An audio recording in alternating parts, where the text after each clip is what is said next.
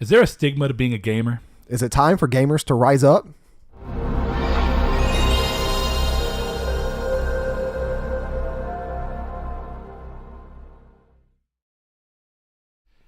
Hello and welcome to Triangle Squared, a PlayStation podcast. I'm your host, Brett Beck, and alongside me, Mr. Saul Bridges, bringing you guys lucky episode 85. Brett, tell them who we are. Well, if you don't know who we are, like we said, Triangle Squared, a PlayStation podcast. You can typically find us, excuse me, I am sick, on YouTube in video format every Monday at 10 a.m. PST and 12 p.m. CST. If you like what we're doing there, subscribe, hit the notification bell, lets you know when our videos hit every Monday. Guaranteed. Haven't messed that one up yet. And then, you know, the one mess up we did for Friday, the first Friday of every month, we take the reader mail questions that we don't get to in the normal episodes, and we put them together into a reader mail only episode, which is a little more loose, a little more, let's see, what do you want to call that? It's more vulgar. We let ourselves go. It's a little more unhinged. Yeah, it's a little more unrated. This we try to keep pretty PG. But mainly because it's more informative than just answering random questions that y'all ask us about dogs sweating from their armpits. Yeah. I mean, from their feet. So why do they have armpits? You know, when you go through stuff like that. Anyway, you can also find us on podcast services in audio format only. And those include iTunes, Google Play Music, Google Podcasts, and Spotify these days. So if you like what we're doing over there, and specifically on iTunes, you can give us a review. Helps people find us. It helps get our numbers up there. And, of course, it helps people see what we're doing right, what we're doing wrong. It helps us see what we're doing right and wrong and how we want to evolve the show as we continue to do it. Lastly, you can come and talk to us about the stuff we talk about in the show in our Discord under the podcast discussions channel or general chat, and just hang out with everybody in the community. You can find us over on Facebook in the Facebook community called Triangle Squared, a PlayStation podcast. I feel like I'm going to be doing that a lot this episode, so I hope not. Yeah. But you can also support us on Patreon, where we have a lot of stuff in the back works right now, but for the time being, you support what we're doing. You help keep the show ad-free for as long as possible, and help us just cover cost of new things as we need them, and of course, cost to host the show so that it comes out to all of these things for you. But I think that is about all. So, Saul, what have you been doing this week? Have you been sick like me? Our weather's been actually kind of nice. This is just my allergy weather season. A little side note, speaking of the weather, was your TPMS light on today? Not today. Like a week ago it hit. Okay. See, mine's doing this weird story. thing. Well, I was going to say, mine's doing this weird thing, like where I got in my car this morning, and we both have Hyundai cars, but I went to the TPMS light thing came on, and I was like, okay, this is low pressure, so I'm going to have to drive to see my tire pressure, and it was at like 22, okay? Which is kind of low. I mean, not dangerously low, but you kind of... I have a crazier story about tire pressure. Yeah, I was going to say, you don't want to drive on that too long, but as I was driving to work, I kept on my digital screen up there my tire pressure. By the time I got to work, it was back at 28. My car is rated for 32, but my light's still on. But I've noticed that the past week, like last week, my tires are typically rated at 28 anyways.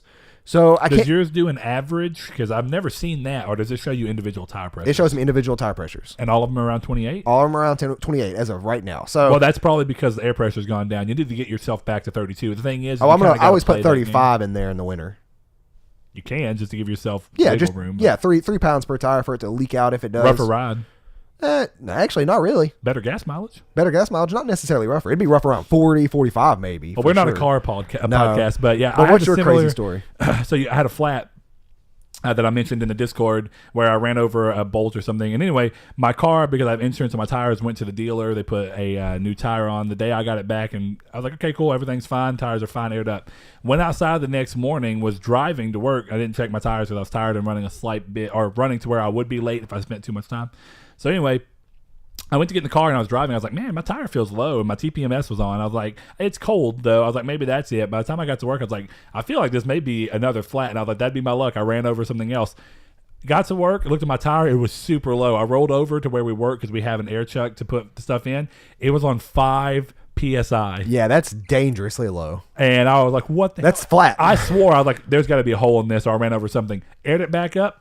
Nothing's wrong with it. So apparently just the temperature was enough to drop mine by 30 something, because mine's rated at 32 as well. Yeah. So that's crazy. I do need to find, when we get done, something to put a pin in your mind. I need to find a gas station in this town that actually has a tire gauge. I can't find one. Yeah, you just need to buy yourself a tire gauge. I have a tire gauge, but by the time you end up using it and filling up the air, you're down 2 tires, and you got to put another $1 in the machine to air up the other 2. Stupid.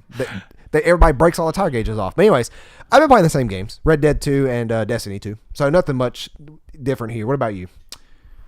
Red Dead, Destiny, and I don't think I played anything else. Yeah, I've been pretty much stuck on those 2 games. I think I'm going to play some Red Dead when I go home tonight after everything is said and done. We're going out to eat at not Roadhouse. Well, that was our original idea, but then stuff on a Saturday night is just not good here. Like that late, it's too busy. 40 minutes to an hour wait. Yeah, so we're going to end up going to maybe even 30 Burger again. We went there last night, but we're either gonna go there or we're gonna go to we're talking about IHOP, but somewhere like nice that's not IHOP, because IHOP is not that great quality of food at all unless you get like pancakes. But this is like a really weirdly off topic podcast already. A little bit. This topics this podcast, there's not a lot in the news this week, so pretty much just kind of an odd podcast to begin with. But yeah, I'm gonna go and play some Red Dead tonight. That's probably gonna be what I do around, I don't know, 9:30 whenever I get home for a little bit. No Destiny tonight? Probably not. I mean, it depends on who all's playing. But the thing about Destiny and playing, like, I have to wake up at 6 tomorrow. Yeah. So you don't want to get sucked in. It's not even sucked in. I can quit playing at like 11:30 or midnight and go to bed, but 9 times out of 10, the amount of like stuff that we say in party chats and stuff, we're always laughing, and like I'm too hyped. I'm too hyper to go to bed. Yeah. So it really kind of sucks in that regards. But I stand by, dude. Destiny party chats are probably the most fun I've had on PSN since I've had a PlayStation, outside of that Little Big Planet time where we were just crying laughing over the basketball game being so ridiculous. It's a good time. Like that's what I always say back to Destiny is the experiences help make the game. Like that molds that into like a memory. Yeah, you consider it part of the game, even though inherently we could talk about the same crap over any game. Any game, any party chat, but we're playing Destiny. We're having fun while playing Destiny, and it's that kind of talking stuff. I think I know of conversations that I can look back on in Destiny 1 and remember them perfectly because we were playing Destiny 1 and we were having dumb conversations. I still think that we should do that, to keep that idea in the back of our heads, so eventually one day just record everybody in the party chat and just have that be like a twice a week or maybe once a month podcast where we just get everybody together once every talk 2 weeks, about something like that, bi-weekly or you said once twice a week. Oh God, yeah, not very very rated R. Just there are people that know us that have played with the us. Destiny Debauchery Show or something like that. I like the name. Destiny Debauchery Tales, something crazy like that. Anyway. Yeah, that's what makes Destiny fun. We were doing that last night and having a blast. And it's funny, Richard was, he only listens to the podcast and talks to us in Discord, where you don't get to hear voice and tone and stuff are all conveyed very differently. He was like, you are a completely different person in party chat than you are in the podcast. I was like, no, when I'm on the podcast, I am being me. This is what I do typically whenever we're talking about stuff that's more opinionated and that you're being serious on, because of course there's dumb opinions like what we were talking about last night, but they're goofy questions. Factorial stuff too in the podcast, as opposed to just hanging out and relaxing. We typically can hang out and relax on the podcast, but we're talking about such things as game releases, news, the main topic of the show. That's why we like reader mail so much. And when I like this episode in particular, we picked a personal question on reader mail just because it's more personal, and it's a nice change of pace when it comes to that kind of thing. And it lets you guys learn more about us and who we are as a person, and it's kind of different as a host. Yeah, and that's why we're so loose with the reader mails. And we haven't gotten crazy in any of them yet, but we get more and more crazy as time goes on because, it's nice to have something where you're a little more unhinged, just because the decision to be more calm and steady on this is to the benefit of the show, in my opinion, because of the state of what we're doing. But if we were doing something far more loosely oriented and we weren't trying to be so, like you said, factual as much as we can, we get stuff wrong. It just happens. It does. Yeah. One fix was that it's not Tombstone. It is Young Guns that Emilio. I was thinking Tombstone's really old. Corey, thankfully, fixed me up on that. I think Tombstone came out in like the 60s. No, it's still late. It was Val Kilmer and Burt Reynolds. God, not Kurt Russell.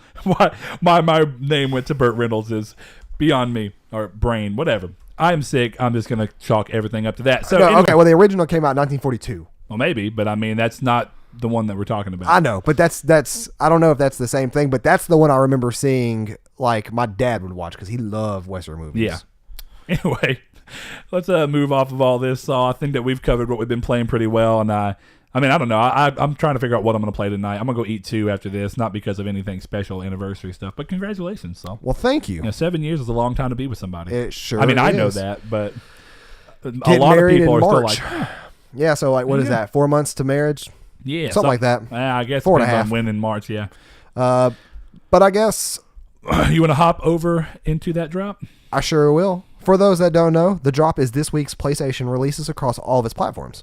The first on the list, we have Chim Party for PS4, Emerald Shores for PS4, Fallout 76 for PS4, Gnome's Garden New Home for PS4, Hitman 2 for PS4, Just Deal With It for PS4, Knowledge is Power Decades for PS4. Yeah, like the first one did so well. Yeah, them games are kind of hit or miss, more so miss. Scroll up real quick. Does it still consider itself to be does it still consider itself to be a PlayLink game? No, I don't think so. It doesn't say it anywhere in the description. So. Yeah, that's what I was curious about. Rolling through. The Long Journey Home for PS4, Mars Chaos Menace for PS4. That actually looks pretty dope, but the font takes it away. I love that it's like Chaos Menace is like Norwegian death metal. Yeah, that's font. We have Monkey King Masters of the Clouds for PS4. My Riding Stables for PS4. Does that not just look like a DS shovelware game if I ever saw one? It does. Project High Rise for PS4. This one too. The Quiet Man for PS4. Getting a lot of negativity online. Didn't that release? Maybe physical. Okay, I swear that was on the drop. The drop last week. sometimes seemed. It might have been, but the drop seems iffy. Like I don't know. This is all on the official PlayStation blog, so don't kill us if it's wrong. Runner 3 for PS4. Slayaway Camp Butcher's Cut for PS Vita. Spyro Reignited Trilogy for PS4. Boy. Swords and Soldiers 2. Shawarmageddon. It's weird that is It is shawarma. Shawarmageddon. Makes me think of Swarley the way you were saying it. Well, it makes me think of shawarma from Avengers. Swarley. Ticket to Ride for PS4 for Ward Hunters. I can't even speak. Word Hunters for PS4. I was over here making fun of the PS4, and now I can't speak. But I'll tell you, this is. I could tell this is going to be like an off the rail podcast. It probably today, is. So I got off a 10-hour shift. I got off at 5, and I relaxed. Roll on through. But yeah, Word Hunters is the last one on the list. So Brett, why don't you take us into news? Well, I'm really excited that we finally, even why does it do this? Despite all the mess going on, I'm excited that we're finally getting to do Spyro. A little less excited than I was for Crash, but that's cool. One more thing that I just found interesting. I don't think we covered it because I've been slipping up on news a little bit. So sorry for you guys that listen all the time and miss a little bit of stuff if you rely solely on us for news. But October was rough for me. But Hitman 2 doesn't have a platinum. Yeah, that's kind of BS. Despite not being episodic. Right. Despite the first game being complained about constantly about that it didn't have a platinum, even though other episodic games do have platinums. Hitman Go didn't it? Yes. That's ridiculous. Yeah. I don't trophy hunt anymore, and that kind of peeves me. I know, but that's just an interesting way to go about things. What it goes to show is that either it is still just really weirdly decided upon who can and can't get a platinum, but basically for me it just kind of reaffirms that I don't think that they're pushing or fighting for it. They may have said, hey, can we get a platinum? Sony said no, and they never pushed back again. But I feel like that's an odd misstep, definitely because of the state in which they're launching this one, but who knows. What are you trying to do? I was just making sure you were on news. You had reader mail for the month pulled up so far. I'm like, what is he doing? He's over here about to dive into some reader mail for November. 3 weeks early. We might as well because we were late. Yeah. But yeah, there's that. I just think that's so crazy. Why not have it after so many people wanted it in the first one? It is, and it's been proven that games can make it on the marketplace with easy platinums, such as My Name is Mayo, and what was that other one? That puzzle one that got pulled down, the 1,000. Super Plus 1,000 or something. Some ridiculous stuff. The names are always awful too. Anyway, moving on into news. First thing up is that Activision's recent earning call has provided some information. It's pretty interesting about the company and how they'll likely change moving forward. We learned that, first of all, they plan to bring new games based on existing IP to mobile, totally in line with the Diablo Immortal announcement, and I expect to see more. I'm curious, because how do you move a game like Call of Duty to phones without really? Now, of course, I mean, I'm saying that Fortnite is on phones, PUBG is on phones. It'll be like that, I'm sure. It'll be a watered-down version of Call of Duty on phones. But are they wanting it to be cross-play with other ones so that they can try and expand their monetary branch, or just do a specific game? It'll be specific because it'll be 100% based on microtransactions, probably. Not a PvP standpoint, but more so of a cosmetic thing or even gear unlock. So it'll be singular, so they can funnel that money straight to that game instead of all of them. Well, now, to be fair, Call of Duty Black Ops 4, one of its biggest complaints is that progression is very slow unless you spend money to get double XP and stuff like that. I've never seen somebody complain about that, so that's interesting. I didn't even know that was a thing. Yeah, I've seen it recently. And now the developers are trying to like inject free double XP weekends occasionally to help ease that stress off a little bit. But it's funny that you brought up microtransactions, because the next thing is that the company brought in over $4 billion in net bookings from microtransactions, which apparently represents the growing majority of their net bookings. So that's and that they are trying to advance and expand the Overwatch League model into Call of Duty and other franchises, which I guess this means taking the tournament model and trying to monetize the tournament itself so that it acts as another form of income. I don't know. I'm not a big Overwatch fan, so I've not watched the Overwatch League, but I know it was very high profile for a little while. So I assume they're making money off of that, not only from partnerships. You probably have to pay to be a team coming into it. There's a lot of ways to monetize something like that, and so they're probably doing well with that. Right. Interesting idea to do. Anyway, next up anyway, with all of this, they're going to be microtransaction more heavily implemented. This sounds like what they're kind of doing. Makes sense with the fact that they're bringing in more from microtransactions than anything else, which is pretty much in line with other areas as well. Activision did very well last year. Ubisoft, I think, as well mentioned very high earnings from that. So despite the fact that EA got a lot of backlash about them and are kind of constantly trying to act like the microtransactions are either not going to be in-game or that they're going to be very minimal, instead you have Activision on the other hand saying, oh, well, let's do more microtransactions. And that's interesting because it's also in line with the fact that despite Destiny 2 outgrossing every other game that was brand new and launched in September. And September wasn't a slouch of a month. I mean, of course, you had Spider-Man, which wasn't exclusive, but still sold very well. And didn't quite do as, what you see with something like... it beat out God of War, obviously, in terms of its sales, but it didn't do like Call of Duty Black Ops numbers where you're talking, 500 to 700 million in its first weekend, stuff like that. But, Destiny 2 still outsold everything, despite being a year old at the time that Forsaken launched. It outsold Spider-Man, all the competition, outgrossed him by a large margin, but they're saying that the game did not meet sales expectations. Now... Have you seen the interview with Activision CEO about that in particular? And how they're talking about moving forward with increasing the rate of how content's going to be launched? Nope. That's actually... I'll notice you have a note. They did talk about that. I know you have a note in here about microtransaction opportunities. That was nowhere in the Destiny one. Well, no, this was in a completely separate interview. Right. This wasn't something I saw a video of. Yeah. So which one are you talking about? So I'm talking about the one that the Activision CEO basically said that he understands that the reason the sales were not set to their standards is because the barrier of entry to Destiny was too high costly. And the direct result of that is why Destiny 2 is currently free. And also why Forsaken decided to loop in the DLCs all together for $40. To be dead honest, I really hope that's what they do moving forward. Well, they said that's a more traditional and I know we've argued over whether Destiny is an MMO, right? But that's a more traditional MMO model. And when you're doing something like that, and other games are doing it to where they constantly absorb the other ones in. Now, here's the thing. With them doing it, wanting to do more, and like, okay, the new annual pass includes the Black Armory and then 2 other ones that are coming before spring.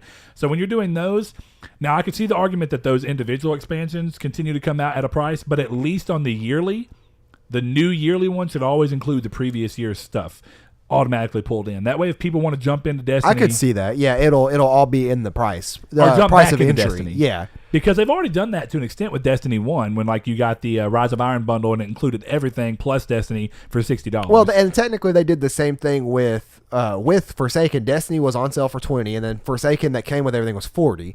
So for $60 you got everything. But now Destiny 2 is free, at least on PC. I don't think it is on consoles. I might be wrong there. No, it's no longer free on consoles, but it had a short run on PlayStation. And I'm sure it'll do that again here soon because they said that is the only direct result of the negativity towards the sales. So because it sold very well. I mean, even then, it did. But outgrossing Spider-Man from just a DLC or an expansion. Right. That's really more than a DLC. But yeah, outgrossing Spider-Man and everything else in the month quite heartily by something that's just an expansion. It goes to show you that Destiny fans were hungry for that. It's funny to me that they're talking about microtransactions, which I'm hoping, and they really did say that they're looking for new opportunities for microtransactions in the game, and that's why you already know last year. In the year, and then in Destiny as well, you typically got either one expansion a year or two smaller expansions, and then a big one, kind of like what you saw with Taken King. Yeah. So you see this time around, now they're doing 3 small expansions in between the yearlies, and that goes to show that they're wanting more ways to get. Okay, every quarter we want to have something new. So you have Forsaken, that's beginning of the year, right? Well, now quarter one. By the time quarter one laps, you have Black Armory. Black Armory comes out in 2 weeks. Exactly. Okay, I thought you meant by the time Black... Well, not necessarily, but I mean just as a general, once every quarter you should have some kind of a release. 3 weeks. Yeah, it's early December. Yeah. So I keep thinking today's like the second week of November for some reason. I think it's funny to do that, though, when literally the first time in since the game is launched have I heard all Destiny fans more or less happy with the game finally. And I mean, like, I don't think I've heard ecstatic with other than technicalities in the game, such as exotic drop rates and stuff. I haven't really heard a lot of complaints. I've heard a lot of suggestions to quality of life, but like I browse the Destiny subreddit a lot, and there's always going to be people complaining about things that are unrealistic to complain about, things that will not be fixed.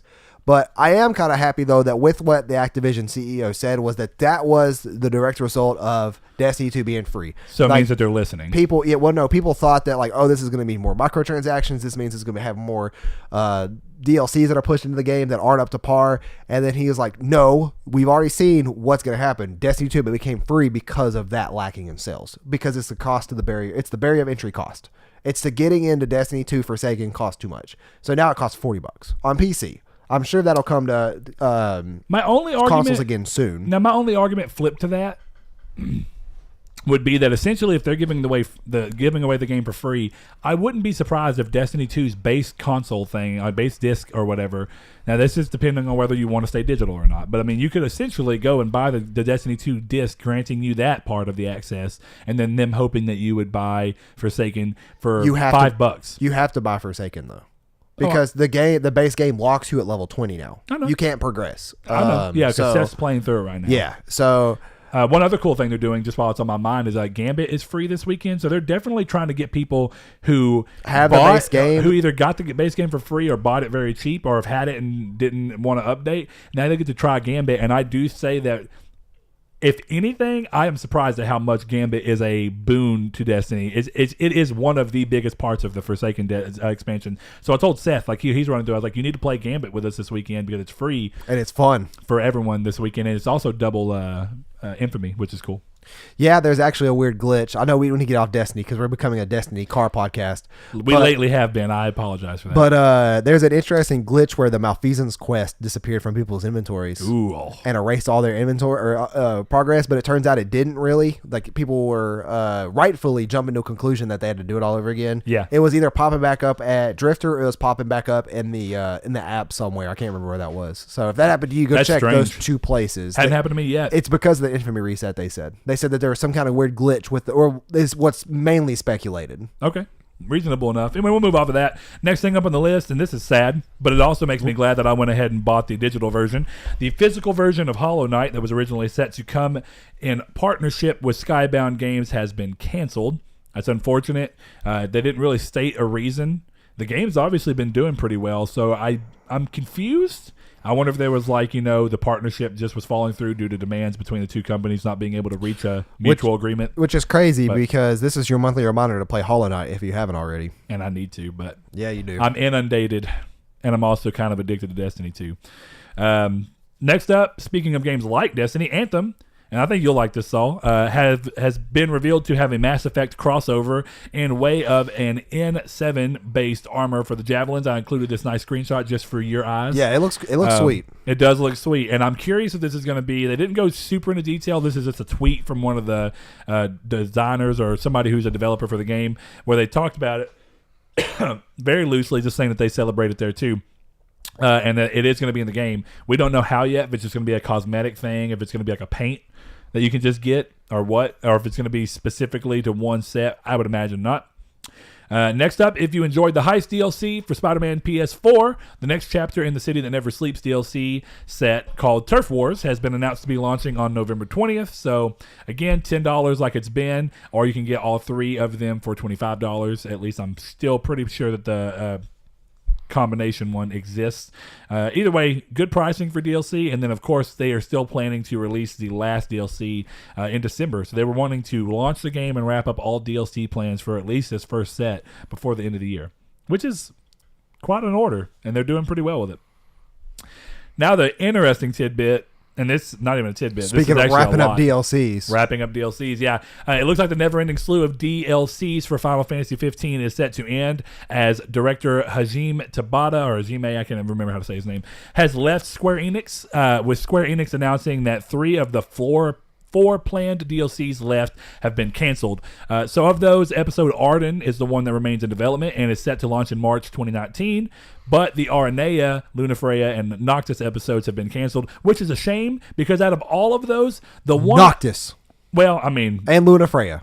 Lunafreya is pretty important because she didn't get enough time in the game. But more importantly, Aranea is one of the coolest character designs in the whole game, and she's really kind of cool the little bit you get to talk to her. But that game does such a poor job of making her an important character. She's literally just there as fan service because she's attractive. Right.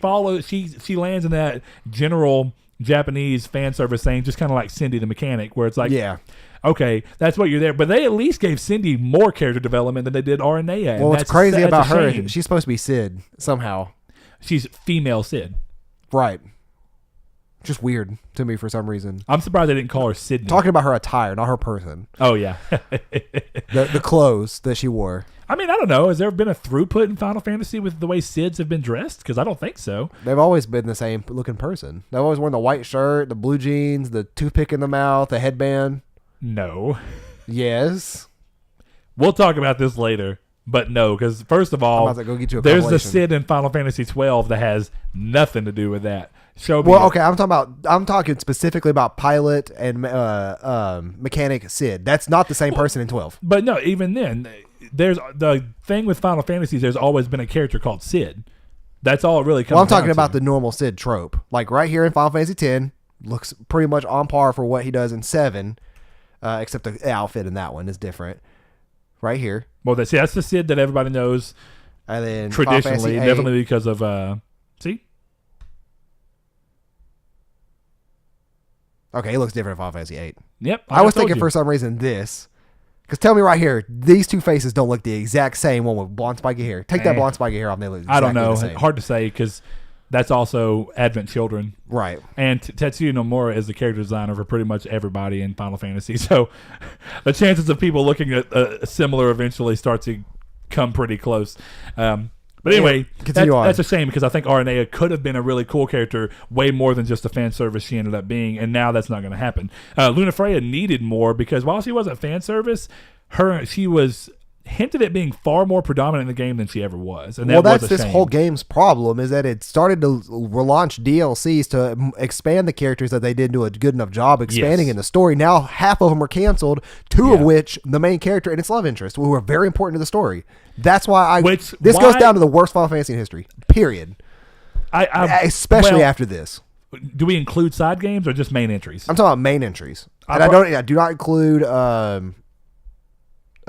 games like Crisis Core and Dirge or Cerberus. I don't include those. Or Cerberus. Whatever. Cerberus. Everybody says Cerberus differently. No. I've heard too many people say Cerberus. This is back to the Yeezy thing. Yay. But go on with the rest of this. Because it's by far the worst. And I stand that it's worse than Final Fantasy 13. My Very unpopular my opinion. interest in it, and it more comes from the gameplay than anything. The gameplay was so just grinding on you, like grating. It was too repetitive. 13. That's what I mean. No, I'm talking about 15. What, the gameplay in 15? Yeah, it was too repetitive. It was a combination of attacking, hit triangle to go across the map or whatever, or the arena, and then doing it again. But it felt more open, and like my thing is that initially with the way they decided to do 13, the moment-to-moment gameplay moving between areas was way too corridorish. That was corridorish. I know that it opens up eventually, though, but that's not a good argument when it happens 30 hours. No, I was into gonna say the game. that's way too corridorish. But the standard, I know you don't like the combat turn-based as well. I have less of a reverence than you, but even then, what I mean is like the moment-to-moment. Instantly loading you into combat without having to go into a load screen that moves you into the turn-based, which is another thing I don't love about turn-based, is that very few games have gotten it to where the newer games are finally hitting it. Like I think Dragon Quest 11, even though it's turn-based, when you run into a monster, the UI does it have a load screen, or does the UI just pop up and kind of close the area around you off? It's been so long since I have played. I'm pretty sure it just pops up. I don't know on Dragon Quest 11 because I didn't. I thought you were talking about 13. Oh no, I'm talking about no 13 for sure has an animation. No, I'm pretty sure. I haven't played Dragon Quest 11, but I'm pretty sure Sean told me it's random too. But I might be completely mistaken there. I don't know, but my point being is like, okay, there's a flow breaking that happens there, and it happened in all the games. Even Lightning Returns, which the combat was probably the best to me between all of them because it was more something I enjoy. But it was still loading in gets annoying and tiring, and I like it better whenever you feel like moment to moment it's happening in a different rate. Now I know that some people prefer the turn-based style because of the tactical parts that it gives, even though I still think that existed in 15, but I also played 15 differently than most people. So instead of being super apologetic about what 15 did, it needed to be better across the board. It needed a better world, but the combat, when you played it the way I did, I essentially played it like Kingdom Hearts, which is what it was supposed to originally be before they made it to where you just hold down a button and it does everything for you. I dodged by hitting the dodge button. I didn't just hold the dodge button and let it do the dodging for me. I would try and time it to where it was like I was doing a perfect dodge, kind of like an automata. That's how I played it. Now, that's not what the game was, and that is the game's fault. That shouldn't be that way. But also, the attacking, you could play the game by literally just holding, I think it was square being the combat button or whatever, and you just hold it down, and it'll just continuously attack for you. That's not how I did it. I hit square every individual time I wanted to attack so that it felt like I was playing Kingdom Hearts, but in Final Fantasy XV's world. Now, when I played it that way, it essentially made it feel like I was playing an action RPG that had normal action RPG combat. Excuse me. But I could see the problems that people had with it. So I wouldn't argue that it is the worst. And it's worse because, like you're saying, why in the first place, yeah, of course the two important ones are getting canceled, but why in the first place did you feel the need to have to do DLC for your two main characters? Because it's a very bad. Because the game launched without enough, very badly. Yeah, the game launched without enough context around why you're supposed to care about them. Not enough character development between the two of them. So, and if anything, the character development that does happen between them mostly happens in the anime before it. There is a load screen. Well, I was going to say there is. The enemies are on screen though. Yeah, it doesn't randomly pop up like Pokemon and stuff like that. Yeah, but it's like Tails Final or whatever. Fantasy 7. Yeah, but so that's where I'll stand on that. But let me get through this.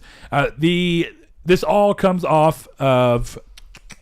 Oh, okay, I know where I was. The studio will now be moving on to focus developing on a new AAA game. Not surprising. This comes on the heels of a $33 million loss brought on by Change to Luminous. That was the original reason we were given, but it sounds like it now comes down to being a $33 million loss because of these DLCs being canceled partially through development. Maybe that's not, but it looks like it. Another interesting thing, the Final Fantasy 15 Comrades expansion that originally came out that was kind of aiming to be Monster Hunter is being set to release as a standalone game, no longer requiring the base game to play. It will include 10 new bosses, new weapons, and outfits, and existing owners of the DLC will get the standalone version for free. That's actually great if they work on the load times and stuff like that. People have had fun with it, depending on the pricing, and if it stays the same price as the DLC did by itself, it's not a bad buy. I don't know that I would get it, but in general, it's not a bad buy. Let's see, a couple more things. Two more announcements that involved Final Fantasy.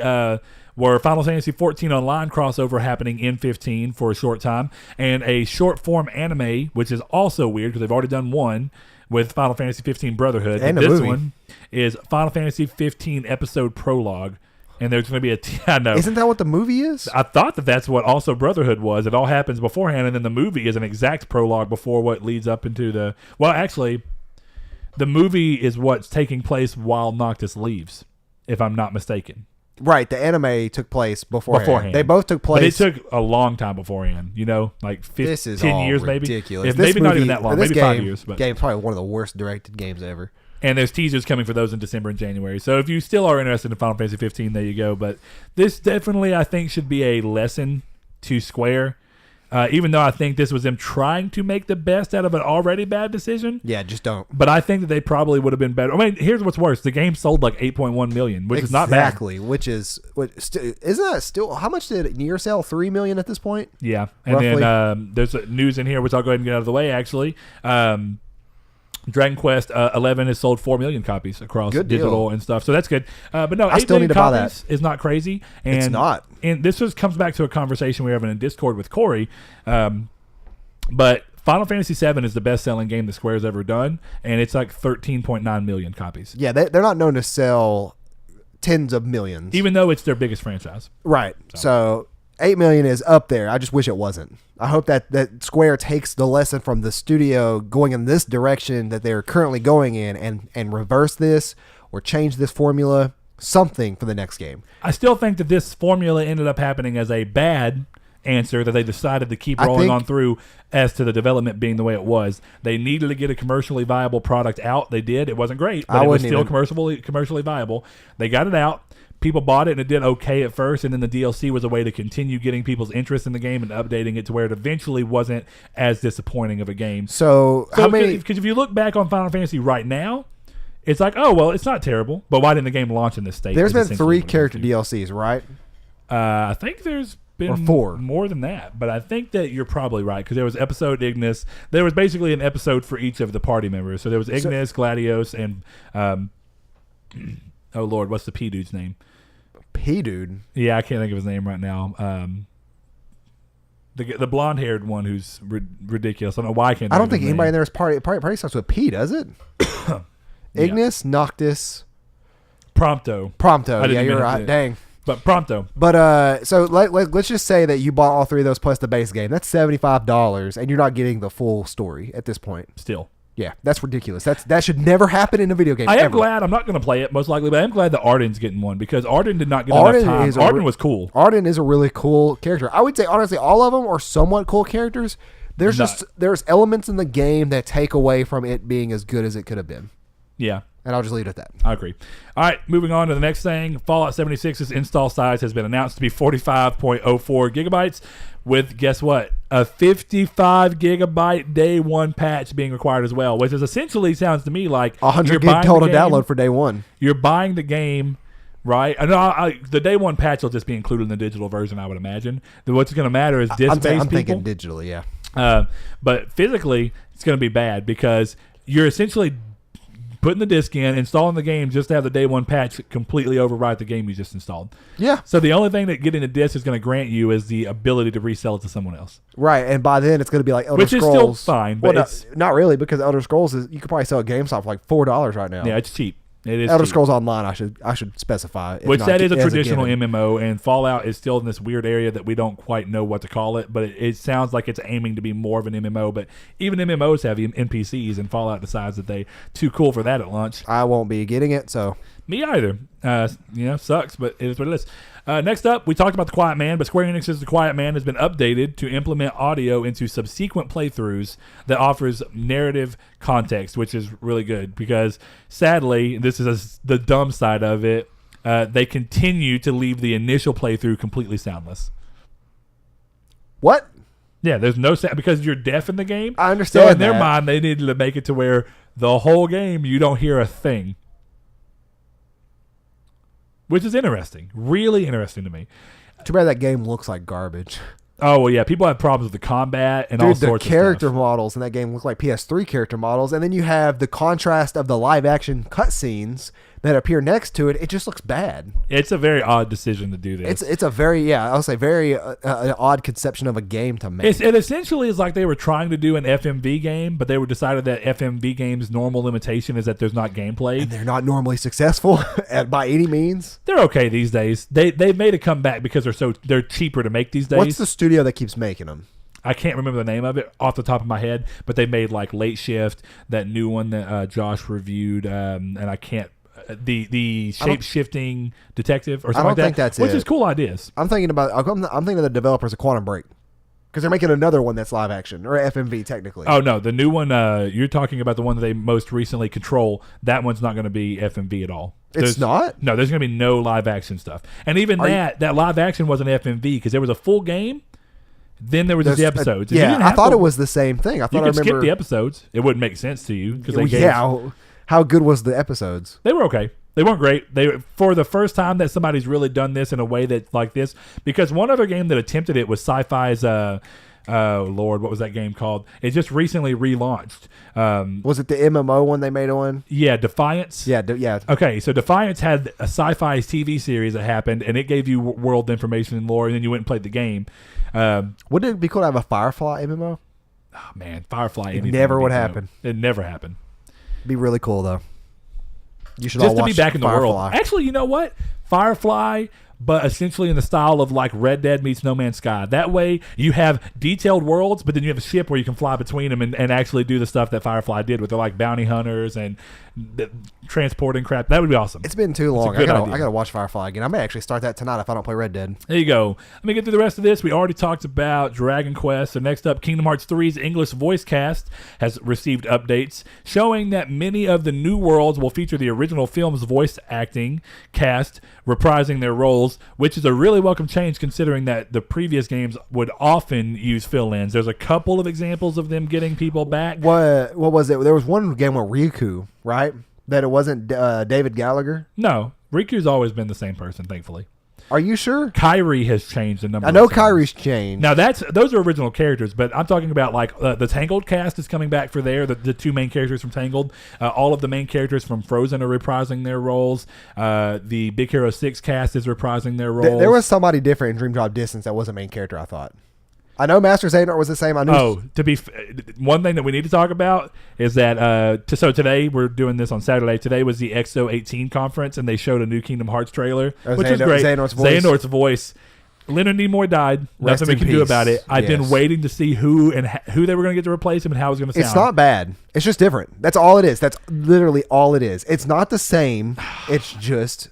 I know. That's all it is. It's different. I knew it was going to be It's not a bad voice, though. I knew it was going to be a rough period, though. It's not a bad voice. It's just not gravelly. You know what's worse? As much as I wish. You know what's worse than this? Going into the stupid data stuff that we're going towards in Kingdom Hearts 3.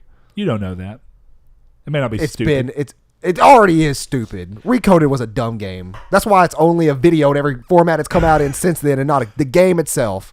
Shunned. No, it's not. Kiki will probably co-sign on me. Probably not. No, dude, don't get me wrong. It's a throwaway story that somehow is coming back in. As a big part of the canon. But that's okay. Anyway, it's cool to see, and that goes to. It makes me wonder how if it was a budget problem before, or just people not, or if the voice actors weren't taking games seriously enough to want to participate. Are you talking about Recoded, or are you talking about just in general? No, I'm talking about the voice cast stuff coming. The or actual movie. Yeah, the actual movie voice cast coming into the game. I would bet you it's budget. Maybe, but. You got to think Kingdom Hearts 2 had a big budget, and they still couldn't get a lot of people in. But they couldn't get. They had Lance Bass as Sephiroth no, that was one. In one, yeah, that was one. Clive. I don't know the name, but it was the same guy who did Sephiroth in Advent Children. Yes, it was more for consistency's sake at that point. But what I mean is that good voice actor. Kingdom Hearts 1 is the best-selling game in the series. Surprisingly, most people don't think about that, which is crazy. Kingdom Hearts 2 didn't do as well. Kingdom Hearts 2 is better. But what I mean by that is that regardless, Kingdom Hearts 2 had a big budget, and they still couldn't get these people. So it seems like it's more that gaming is a little more respected by voice actors, and you saw that even whenever they were talking to some of these actors that Hideo Kojima has been managing to get for Death Stranding, where they're like, I never worked on games before, but I respected his vision. And they're good actors for the most part. Like, yeah. Oh man, why did I forget his name all of a sudden? Norman Reedus? Norman Reedus, yeah. He's actually a fairly good actor. People are like, well, Walking Dead's not that good. We'll go watch Boondock Saint. He's not good in Walking Dead, to be fair. He's terribly written. Yeah, he's terribly written. Yeah. Go watch Boondock Saints. That's a fantastic movie. Don't. Some people say don't watch the second one. I'll let you watch it and leave it up to yourself because A couple more Didn't things, like and this is a very Square Enix heavy news week for some reason, but at a recent event for The World Ends With You Final Remix, because, you know, every Tetsuya involved game wants to do something with remix in its re-releases, was asked or / told by a fan that he wanted to play Before Crisis Final Fantasy VII again, to which Nomura responded by mentioning that, quote, us old-timers are considering various developments in regards to what accompanies the remake. Like if we can manage to do something about the compilation titles too. But for the time being, please wait for 7's turn to come, end quote. This is interesting because it sounds like there's a chance that they will try and somehow restructure or re-release, if nothing else, even if it's just as straight ports, if potentially remasters for some of these games. So that would include Dirge of Cerberus. Now the cell phone game was Before Crisis, Final Fantasy VII. Yeah. Crisis Core was a PSP game. Wasn't that a side scroller? On phone, I don't know. I never saw it. But I wouldn't be surprised if what they essentially do there is maybe do something similar to what we saw with Kingdom Hearts, where they make a video out of it instead. Yeah, I can see that. And then bundle it with Dirge and maybe and make a Crisis Core. What would you even call it? I guess you could call it the Final Fantasy Compendium or something like that, Final Fantasy VII Compendium or something like that, where it's essentially everything about Final Fantasy VII except for 7 itself. So like the world building part of it. Essentially what the Silmarillion is. It's George Newburn or Newburn for Sephiroth. I'm thinking of somebody else. I don't know why you're so caught up on that. I am. No, it's really Steve Burton. I thought his name was Clive Barker, but that is not Clive Barker. I know who Clive Barker is. I know who Clive Barker is. Okay. I would buy it. I'd pay, I would say $80. And whoa. Okay, you get Crisis Core fully remastered, not remastered or remade. Remastered. Okay, well, if you got it remade, I'd pay $60 new for that. But I'm talking about remastered. So full aspect ratio, 1080p texture, 60 frames per second. Sure.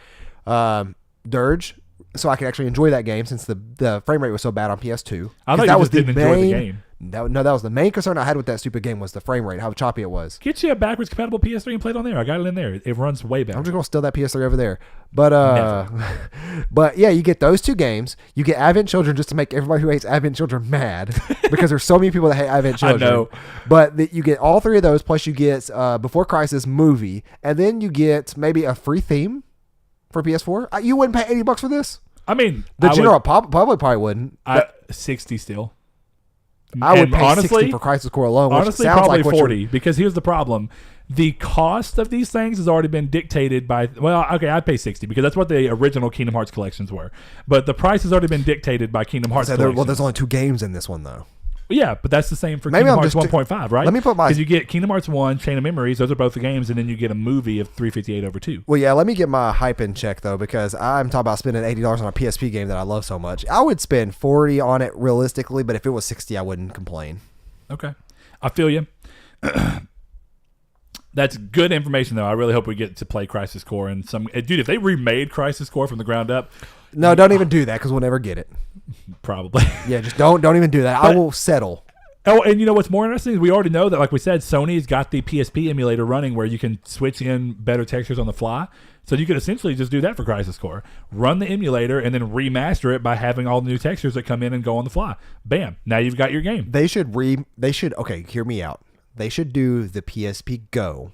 But instead of it being just the PSP Go, it is the very first company handheld that comes out that is emulated. It has 20 games on it. So think of it as the PS1 Classic, but it is a PSP Classic. And it comes with 20 PSP games on it. Okay. And it's $100. You know what's funny? I would buy that. If nothing else, what's really interesting about that, and I mean, a lot of people wouldn't because of how easy it is to get that stuff. But what's interesting about that is that, you know, one of the things we talked about with the PlayStation Classic and Discord and whatnot, since we kind of missed discussing it on here as much, was that it's essentially PlayStation copying Nintendo. And I'm not saying that in a real bad way because that's just kind of how this market works. But when you see that, they didn't even try and do anything to change it up. They're just like, okay, we're going to make a console. We're going to put 20 games on it. Charge $20 more than Nintendo. And there's nothing excessively special. We didn't go in and add trophies or anything like that because one thing I thought would be really interesting to do was, and I think we kind of are getting to that. Did you choose that as a reader mail?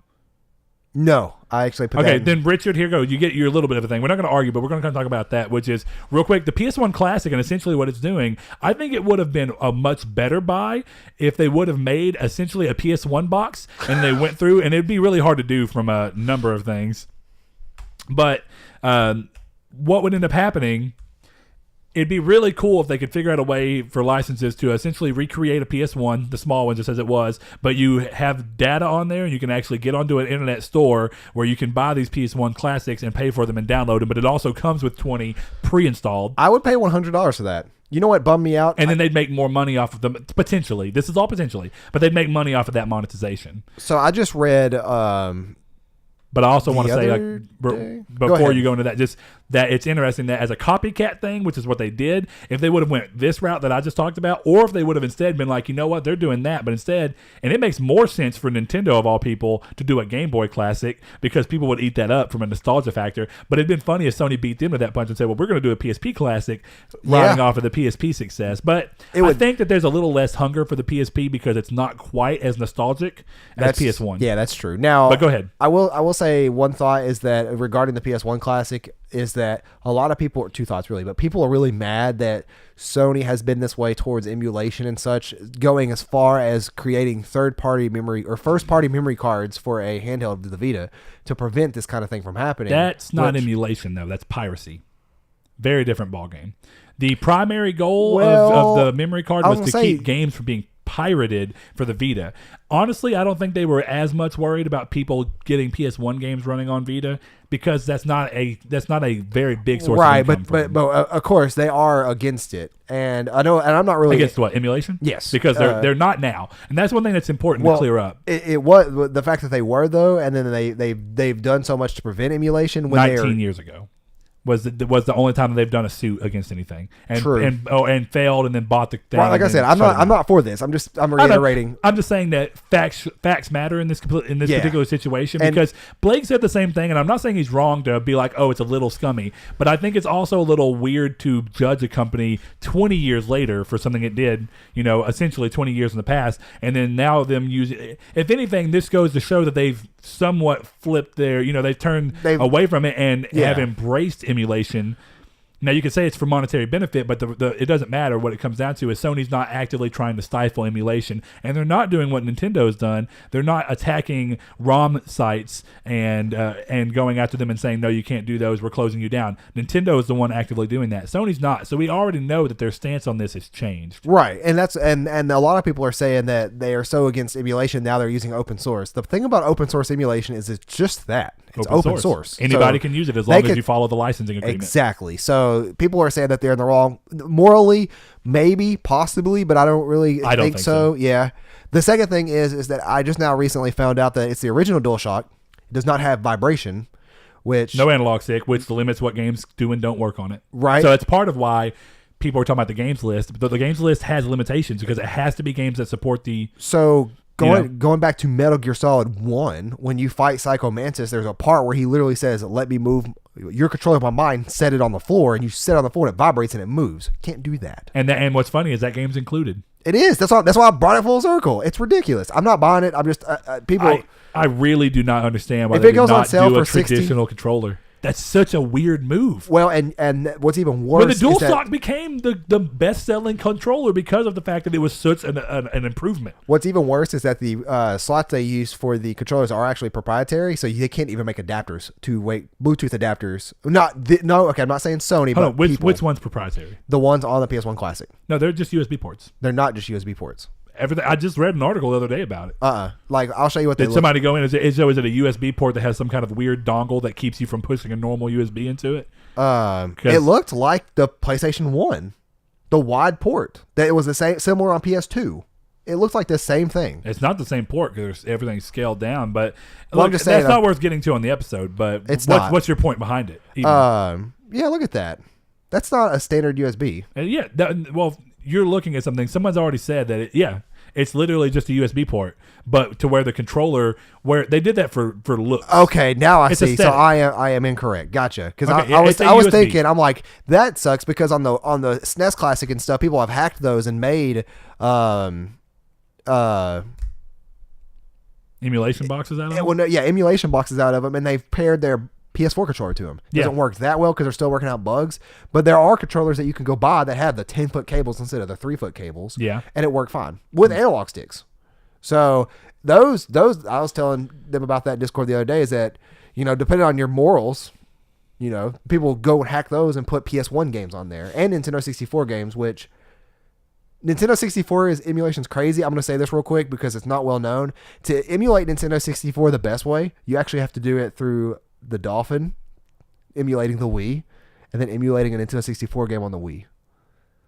Weird. It is. That's apparently the best way. So, well, Dolphin's also, it's actually GameCube Wii. It's just a GameCube Wii with the same hardware. No, there's a Dolphin Wii.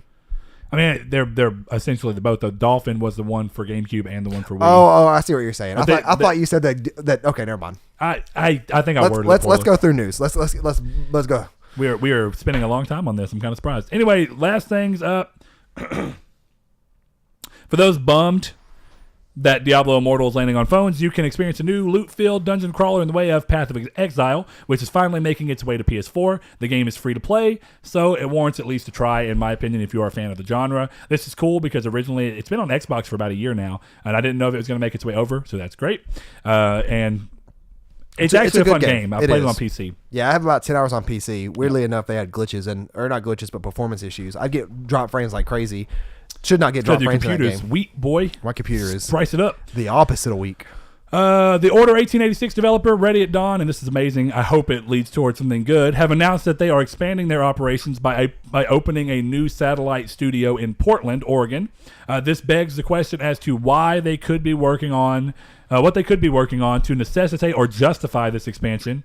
A smart management and a reasonable team size make it reasonable to think that they've been able to keep costs down and be smart with how they do things. But expanding into a completely different studio, to me, is a sign that they're doing something more than just small deals that are able to do this. This seems like what you do when you have guaranteed work coming in. Yeah. This seems like AAA game. What do you think the chances are that they're partnering with another console manufacturer? Pretty maybe high. even could be Microsoft this time. Or if they're partnering with Sony again and either making a new game for Sony, making a new game in an existing franchise for Sony, which they've done before, or if we're coming back for that 1887. I'll say that kind of goes into point 2. Make another game in an existing franchise, you said. Well, yeah, to be fair, but not their franchise is what I meant. Because I see what you're saying. They made Daxter, they made God of War. Make Daxter 2. Daxter was a fantastic 3D platformer. So that's cool. And then the last thing up on the list is those waiting for Beat Saber on PSVR don't have long left, as the game has finally been given a November 20th release date. Brings with it new content, including a campaign mode, which I didn't know that the first one didn't have, or the Oculus version didn't have. New songs, modifiers, practice mode, and more. I don't think that the exclusive songs are a real boon. It helps that they are going to add songs to this, but the number one reason that I see people being kind of cool on this is that if you played the game on Oculus and that's why you're excited, the computer version has custom tracks that you can load in, which gives you an essentially limitless track listing, and that's not going to happen on PS4. Yeah. Partially because of legal reasons, but also just because we know how PS4 is. That actually, seeing that news is what motivated me to finally start actually thinking about buying a PSVR. Oh, what, Beat Saber? Yeah, Beat Saber tied with, of course, Red Dead, Super Hot. Red Dead? Resident Evil. I did that earlier today, I think, when I was talking to you before the podcast. I was like, Resident Evil. Nope. Red Dead. But yeah, Resident Evil 7, Super Hot, Beat Saber, and Firewall. Firewall, maybe. You need to try it still. What, not this weekend, obviously. What was the hamster game? The hamster game? It's not a hamster, but that's the closest thing. Oh, Moss. Yeah, Moss. There we go. Mouse. Yeah, mouse. Oh, it was a mouse, wasn't it? Yes. Quill. Huh, Quill.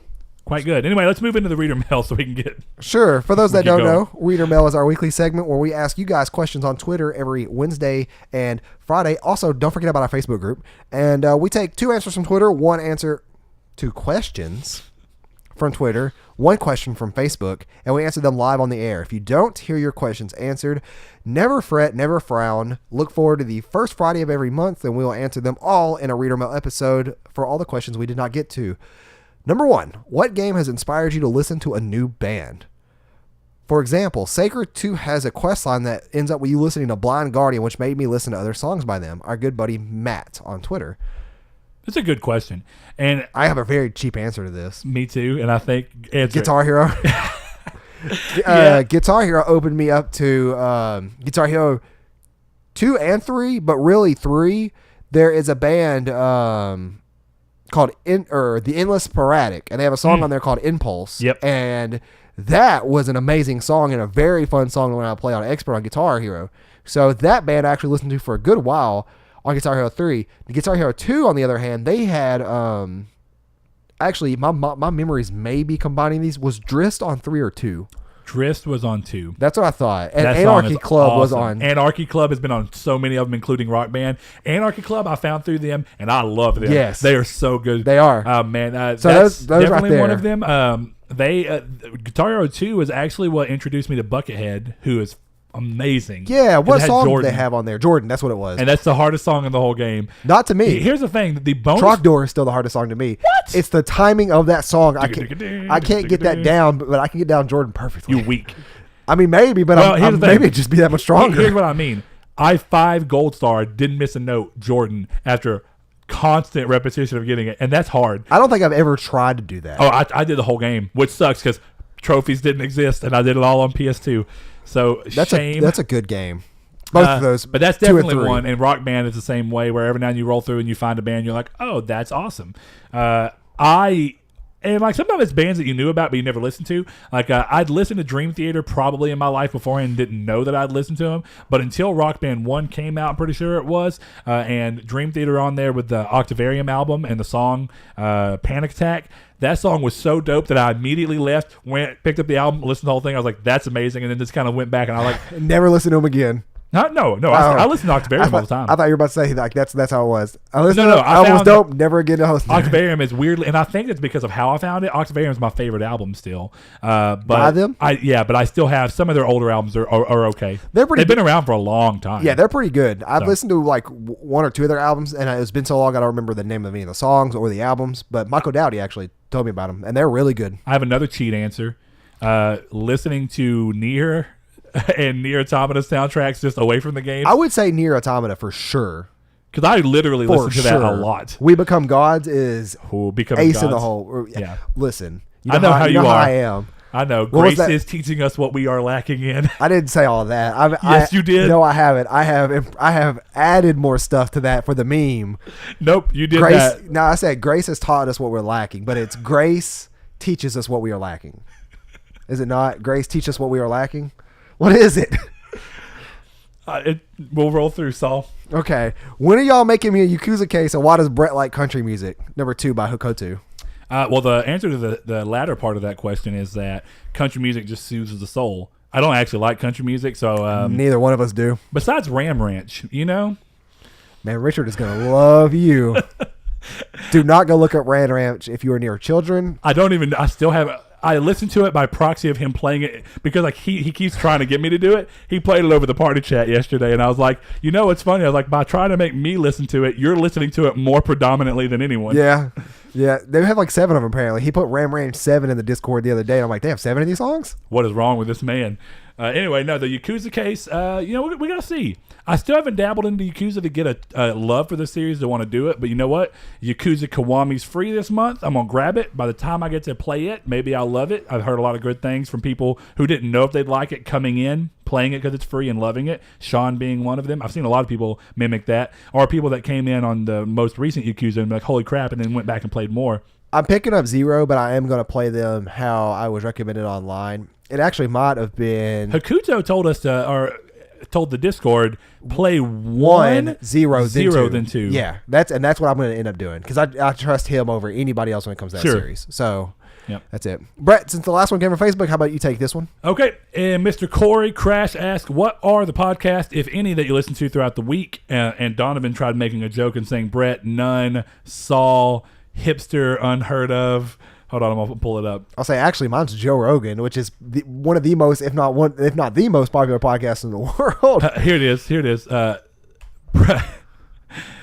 Brett, none, Saul, some obscurely popular one. Is Joe Rogan obscure? No, so not at all. He's pretty much the biggest podcast out there, as far as I can tell. I listen to Joe Rogan as well. definitely since I've been driving a little bit more, I got to be careful. One thing I'll say, and I think that Saul has kind of been in agreement on this. We used to listen to gaming podcasts, which is obviously what inspired us to do a gaming podcast.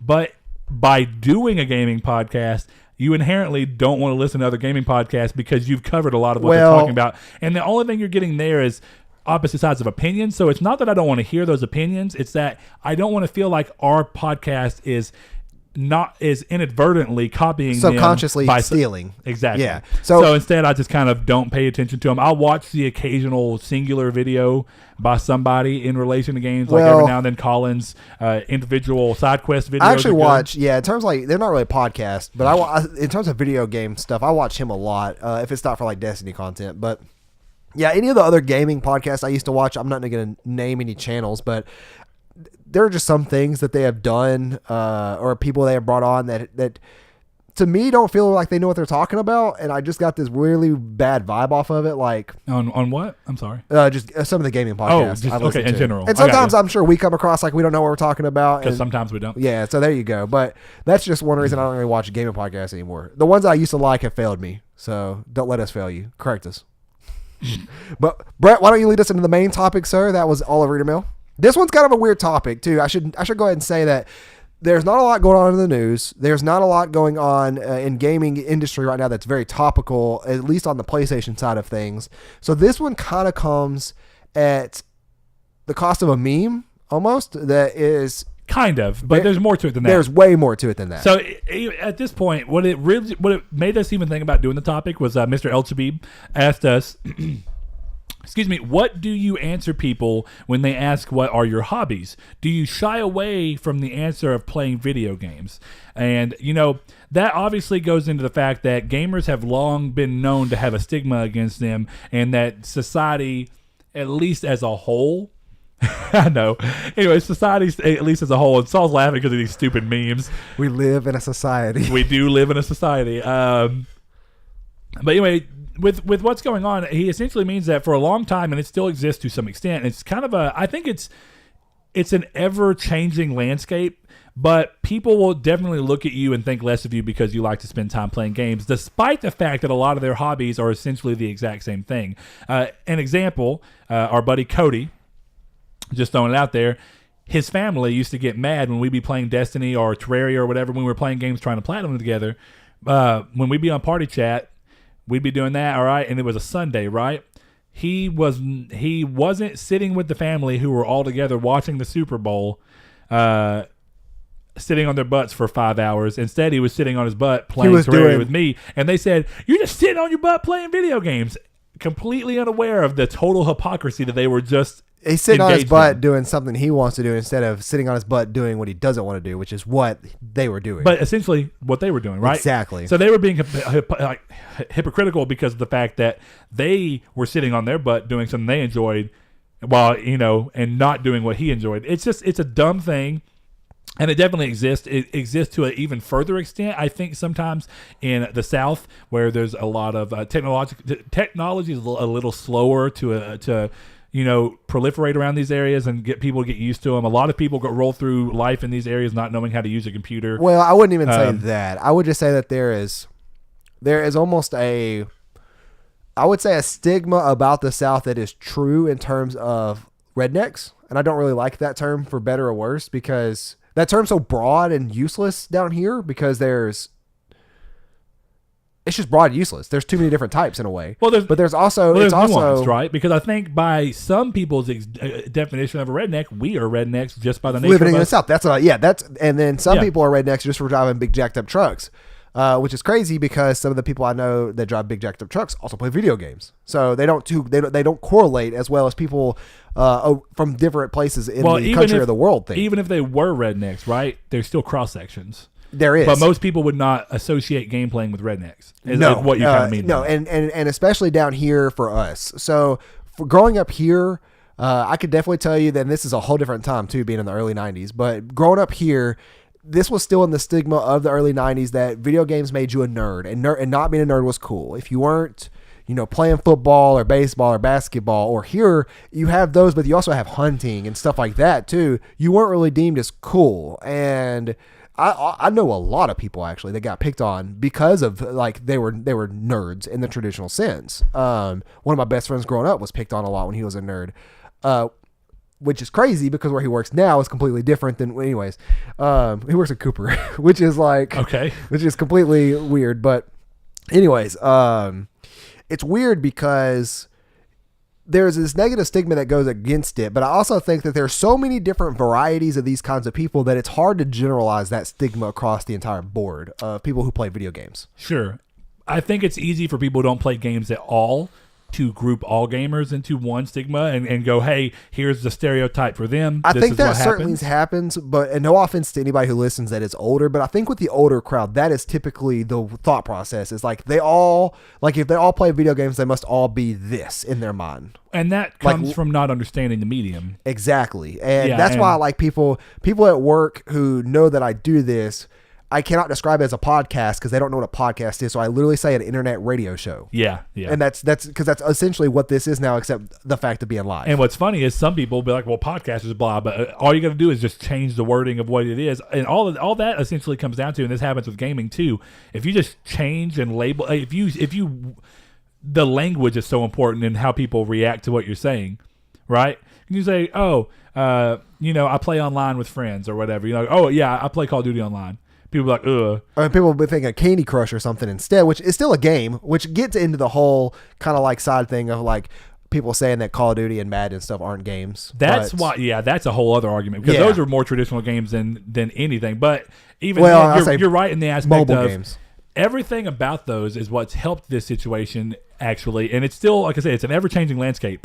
It's a medium to bring people in. But the proliferation of games, obviously, and the fact that they are bigger than ever now has helped because more people game. So the more people that game, and then of course, this sounds bad, but as older generations die off, who never understood gaming, or it's not so much never understood, but it's and I know people like this, so don't tell me that's uncommon. I don't know, you won't because you know people like this, but they don't care to try to understand. Yeah, they're set in their ways, and then they just want to be ignorant to what the like I say truth, I guess, but the real aspect of it is. Well, they're ignorant. They want to remain ignorant to it because they don't have to worry about changing their stance on it. Exactly, because that for some people is too much energy, and they just don't like being wrong. Yeah, there's that, but there's also people like my grandpa who this isn't a bad thing, and he didn't really have a stigma. You just tell he didn't understand it. Right. He did not understand what gaming was. What's funny is, if anything, even though he didn't understand it, when he'd occasionally watch me play and he'd catch me playing, like if he would have been able to watch me play Red Dead, he probably would have been in love. Oh, I sent my dad a screenshot of Red Dead, and I'm like, Dad, you would love this game. And he even messaged me back saying "game?" ? Like he probably thought it was a TV show because it looks so good from the end. Well, I mean, it's probably been since I lived at home 10 years ago or that 8 years ago that he saw a game. Yeah, there's that, but I even think it's what it comes down to. The more that you can get into something they understand, the better it gets. Like so in Far Cry, when I would be hunting, Grandpa would be like, okay. He thought it was cool. And he was like, he would just sit there and you could tell he was like, this is weird. I don't know what I'm looking at, but I sure am looking at it. And I do think that to some extent, I don't even know that Grandpa understood that I was gaming. I do think sometimes he was like, is this just a TV What show? kind of window is this? What kind of window into the caveman era is this boy looking through? But it's very interesting because, I was playing Far Cry 4, and you could tell he's just looking at it. And Far Cry 4 looks really good. Grandpa didn't have great vision. I'm sure he was just looking at the TV like, what is that? What is he watching? And like, I get that often enough. Like, there's actually times when I'm playing a game. I had a point, but go ahead, finish your thing. I'll go back to it kind of goes with that though. Of like where I'm sure that if somebody walked in and I had like my arms under a cover and like they were watching what I was playing, they're like, what show is that? Because it looks that real. But on certain games, UI is like Detroit. UI is typically what gives you away, but games like Detroit definitely when there's minimal UI. Even God of War at points. Yeah. But what was your point? Anyway, my point was the proliferation of gaming and how it's gotten so big, and then on top of the fact that it got big in and of itself from console and PC gaming, you also had phone gaming come up, and mobile gaming starts to blur that line more, right? It does. And you still see it happen. I even see it happen occasionally around here. But people who want, and this is just a sad reality, and some people it's helped. So some people start playing games on their phone, they realize, oh, I'm technically a gamer. And some people, you have this true gamer crowd. So no, some people, Oh, go ahead. Yeah, you have this true gamer crowd who are like, oh, if you call yourself a gamer and all you do is play mobile games, and you're filth. There's the people on the opposite end of that Exactly. too, which is nuts to me. Exactly. They're like, I play Candy Crush. This is a puzzle, not a game. That's a Exactly. It's a game. It's a very casual game. That's what I say. So it shows the stigma. And it's what's more funny. Now we're getting into another stigma that some gamers have against people who aren't gamers, or people who are gamers that they don't deem at mobile fit. level. Yeah. But regardless, yeah, that's what I mean though, is that it starts to blur that line when some people start playing games on their phone and they go, like, eventually it kind of hits them. They're like, I can technically consider myself a gamer now. Definitely when you start getting people who are playing traditional games on emulators from their phone because they had a small experience with them when they were kids, and they were like, oh yeah, I played Pokemon for like 8 hours when I was a kid and it was cool. Now they download a Game Boy Advance emulator and play the entirety of Pokemon Blue on their phone. That's a traditional game. It doesn't matter if you're playing it on a mobile platform. And I mean, to be fair, it doesn't matter if you're playing a mobile game. If you're playing Candy Crush and you play Candy Crush and all these other ones like Castle Crashers or what, I don't know any of these It's games. not Castle Crashers. Clash of Clans. Clash of Clans, yeah, or Clan or yeah. Clash So of anyway, Clans. if you play those games, or if you play games like a Lara Croft Go or Hitman Go, which were phone games to begin with, if you play those and you are a gamer, and it doesn't really matter. And there's a lot of people like Richard. I think oftentimes thinks that we're trying to diss phone gaming. We're not. No. What we're saying is that If I found what one I you're liked, showing, I'd play it. exactly what you're showing to us, and trying to make us what I think you picture as us being against gaming, so you're trying to swing us to your side on mobile gaming. It's not that. It's that what you're showing it isn't enough to sway my opinion on it being fun to play on a mobile device. A lot of it comes down to just preference. Even though there are those really cool new Bluetooth controllers you could buy that slide onto each end of your phone, they actually have 2 joysticks and face buttons and triggers and stuff. Which Then the game has to support it, which is one thing. no, I don't say they actually have a hot mapping app that comes with it that you can actually program any emulating. That's into. cool. That's new. That is really cool. Yeah, that's newer. Yeah, Because I've seen ones in the past that were like that, but you had to have games that supported a controller being plugged in. Well, and going back, these are not my words to start this like little example off with, so do not chastise me, do not look at me negatively. This is somebody I grew up with. This is one of my, and he's still a good friend, and he's changed, but a little bit. But one of my friends grew up, and if you looked at him, you would never, ever, ever in your life think he would play games, ever.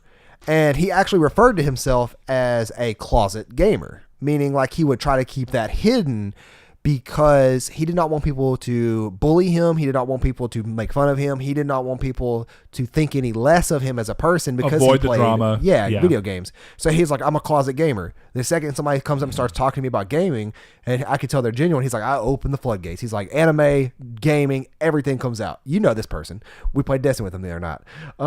Really? Yeah. It is not Joe. I will say that much. So there's only at least one other person. But that I played Destiny with? Yes, Gavin. Oh. I'll just say his name out because nobody will ever find him. Okay. No one. But yeah, if you looked at this guy walking down the road or like at Walmart or wherever you may be, you would never think he played video games. And it's because he kept it hidden because we had a good friend growing up that was bullied really, really bad because he was a hardcore nerd, but boy was he cool. He was like more so than I was. This guy was like on a whole nother level. He was very smart, yet he wasn't very charismatic. So he had that kind of like almost back in the early 90s, early 2000s of like that nerd personality. Keeps to himself, doesn't talk to anybody, doesn't really have friends if there's nobody in the class he's friends with. And nerd in a non-derogatory sense. We're just talking about what people would classify and just using it as especially back then as a label in a more positive way. Because the thing is, we're talking about stigmas, but then we're using labels. But yeah, not in like the same we're both sense, because like we're all stigma, nerds. If you're watching this podcast, you're a nerd. I hate to break it to you. I mean, you didn't find us by accident. If you made it this far, then welcome. And you're a nerd. You're not just a nerd. That's the thing. And that's where I think that what's interesting about stigmas, before you go and finish your thing, is just to clarify so that when we're using some of these labels, is that we're using the labels in a non-derogatory sense and that we're not trying to limit someone to them. Whereas a stigma is traditionally tied around the thought that when you use it and you talk about it and you bring it up in your head, people who have that stigma on other people for whatever it is, think it's the lump worst everyone thing. together, and it's in a limiting fashion. So it's like, well, they're just that. They can never be anything but that, and we're not doing that. But by saying a nerd, and this is essentially embracing what was originally made fun of for us. It's the way of traditionally how groups of people, however they define themselves as a group, will take a word that's normally used against them and reclaim it in a more positive fashion. So yeah, just continue. Sorry. No, that's pretty much the point of it, though. Is he did not want people to generalize like who he was. Like he was so nerdy. Like so he was not. And this is like I said. This was like 2000 or 99. So I was 8, 9 to 10 depending on the year. And he would be bullied. Like I've seen him personally be bullied before I was really friends with him. And not talking about Gavin. I'm talking about one of our friends growing up with us. I got you. But he fit the stereotype perfectly. He had the pants that were real high up. We had to wear school uniforms, so everybody had polos on and stuff. But he had the pants that were real high up. He had, the backpack that didn't like sit anywhere near his waistline. It was way up on his back. He was a really cool, genuine guy. He's actually a doctor now, but which goes to show all the people that bullied him. This man's look at him go living, in nice house, driving a nice car, and he's a doctor.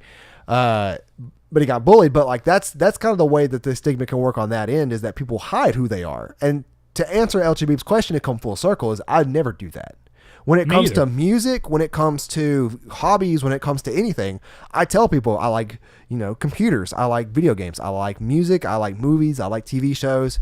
I stick to this kind of regimen of myself. If it's not The Office I'm watching, it's Breaking Bad. If it's not Breaking Bad I'm watching, Parks and Rec. I couldn't believe I almost forgot that. It's like I stick to this very minimal regimen of myself and if I'm not watching those 3 shows combined with Scrubs, because you can't find Scrubs anywhere. Right. I'm watching 1 out of 30 movies that I'll just rewatch, like No Country for Old Men, Bruce Almighty, just stuff I know that I love. And I'm very open about that kind of thing. But I feel like that people are the same way or similar to this, where they feel shut in and they feel like they don't belong, and that's just not how you should ever feel. Like you should always, and that's why I always tell people to join our Discord. Sure, there is times in there where things can be said offensively, and we're actually working on that right now in terms of making sure that everybody can enjoy Discord and not jump into a space that they feel like they're being attacked in.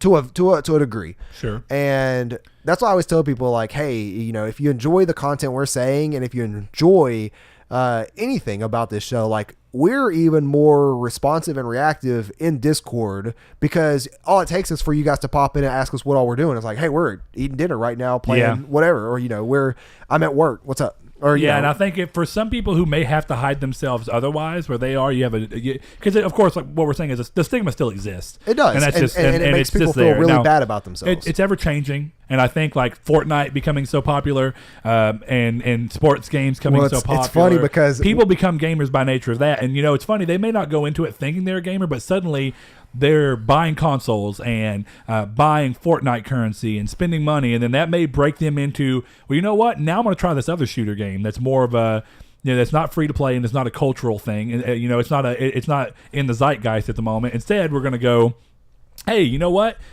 Here's this obscure third-person shooter that looks cool, though, and I'm just going to try it because I want to. And you see people, like I've talked about Mario that I work with and how he transitioned into gaming. He traditionally just played sports games. And then because he kept doing that over a long period of time, he eventually got to the point where we were talking, and you could tell he had a small interest, and I let him borrow a game that he had a little bit of interest in, and he ended up bringing it back. Near? No, it should have been Near. I'm still trying to get him to play that one, but he's still far more of a gamer, and he buys a lot of games nowadays, and he plays a lot of them. I want to say it was Shadow of Mordor. That was the game. He had never played anything like it. He played it, brought it back to me, and ever since then he got into The Witcher 3. Played and beat The Witcher 3 multiple times. Wow, that's a feat on its own right there. He got Red Dead. He picked up Detroit. He picked up God of War. Beat God of War. He picked up. And now you can still say that he's playing surface level popular games, and that's not a problem. It's just he's playing things that he's still working on diving into, where he's still finding obscure stuff, but he's evolving constantly as a gamer. And even if he stays where he's at now, he's a gamer, and that's of course. Yeah, when he played sports games, he was still a gamer. And exactly. But he's gotten to this point too, which I think is interesting, where he used to kind of like hide it because he thinks certain girls would think it was bad. Yep. Now he doesn't. Now, all you gotta do is find the right girl. And I've said this before on the podcast, coincidentally. He's a bit of a. I know. He's a bit of a. He gets some women. So, but he used to try and be like, well, I don't want to limit my selection, which is ridiculous anyway. But here's my thing is that, and this goes true to anybody and anything they do that they enjoy. Because he loves it so much that wall came down. He didn't care at that point. Well, and that's what I was going to say, is that if you love something, if it's a hobby, if it's anything related to anything, don't ever let someone try to take that away from you or turn you against it if you know that's not the way you feel. And be you. I think the other side of that is like, I can answer LTB's question. No, I do not shy away from it. I literally wear anything that I love and my passions and my hobbies on my sleeve. And I mean that. I have shirts that have the PlayStation logo and the PlayStation face buttons down the arm. I wear band shirts all the time. I'm a 26-year-old man wearing a Dragon Ball Z t-shirt right now. Exactly. So, and we go out. This isn't just what we wear, because of course we're on the internet. But I mean, we do this in the public with people who could look at us and potentially judge us, but we don't care. And I think that to some extent, I never hid the fact that I gamed. I'd wear God of War shirts constantly. I'll say it's 40 degrees outside. I'm wearing shorts and a t-shirt. You're getting judges for that. Oh, I am, especially down here. It's like, y'all chill out. Literally. This is this is nothing. But I mean, that's what I say. I mean, I think that so me doing that, I'm just most comfortable being myself, and I enjoy wearing the shirts, not because I want someone else to see that version of me, but because even when I'm alone, sometimes I put a shirt on and just wear it at the house. No one's gonna see it, but I'm just like, I like wearing this shirt. I have 2 of these shirts. You know this. There's one that's a 3XL or 2XL that's literally my comfy shirt. Yeah, and that's what I mean. It's like, you just do what makes you best. If you in your own mind like best, and you're not hiding it just because of the stigma behind it or whatever, if you don't go and represent and wear game t-shirts, that doesn't make you less of a gamer. That doesn't mean you're hiding yourself. It's just, maybe that's the way you like to enjoy your content. If you don't like to talk about it a lot, maybe you're a silent person. And it's harder. You shouldn't feel like you have to go and just yell to the world about the things that you do love. But if you do, and that's what you want to do, and not even yell to the world, but and be confident about it. Yeah, if you just want to talk about stuff or wear, little memorabilia, stuff like that is gaming related or movie related or whatever it is that your hobby is, I think that comes down to, as long as that's what you want to do, do it. Yeah. Never not do it because you feel like someone's doing that. That's just where I stand on it. But I do think that the stigma is constantly being worked on, and I think that it goes up sometimes because of violence in video games, and people who play these video games are going to be monstrous men. And then it kind of goes back down and goes, then you get to the side of people like, well, you can use video games to learn and create. Yeah. Or, they had PS3s in hospitals. Yeah. And I think something with PS4 is being in a hospital soon. Probably. And you got to think, you have games like Little Big Planet that help with creativity, and Dreams upcoming is going to help with creativity and letting people kind of pour whatever it is in their mind into a canvas and try and realize it. You have that. And I said it, Dreams is a game. But regardless, what I mean is that you have ways of doing that, and there's good and bad to everything. And the thing is that every medium eventually has this area that it goes through, and it just turns out that, and people talk about this a lot, but games is just one of the youngest mediums there is. So there's a lot attached to that. Games have not lived throughout an entire generation of people in the sense of from birth to death. Whereas movies, there are people that were born after movies came out and have died, and movies are still being made. So, that's how you know that film has become this transcendent thing where the medium has matured completely. Music still gets a lot of stigmas, but in a very different sense, and it's not. There's so many different stigmas that go into music too. Exactly, and it's not just one. And gaming is kind of getting to that point too, where it's like, oh, well, if you play on computer, then you sit there and eat Doritos while you play. Nobody says that. That's Xbox. Whatever, you know what I mean? Yeah. And that there's stigmas around it.